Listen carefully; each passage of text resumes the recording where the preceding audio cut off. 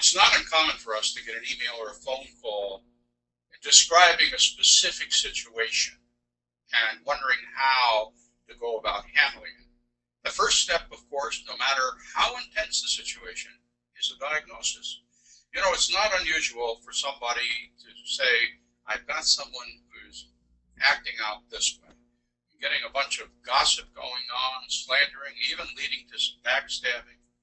Or someone who's just stonewalling, sort of paralyzed and like a deer looking in the headlights. And someone wondering, is this somebody retreating inside and ready to explode?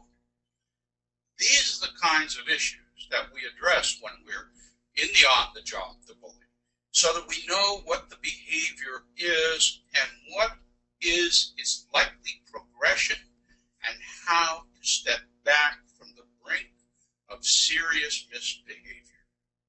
It's very important that each of us in the workplace today become our own diagnosticians. We don't have time to be calling in all kinds of experts, although I welcome the call from you, but you do have to have the capacity to get an idea of what's going on right then and there. And then people like me are right there to be able to help you. And don't hesitate to call. But we want you prepared to be able to make that diagnosis, that call yourself, and then to match up to that diagnosis with the specific intervention required. That's what we do in the on-the-job bullying. I hope you'll find it very helpful. People seem to have found it to be very helpful. Let us know that, and we're grateful for that.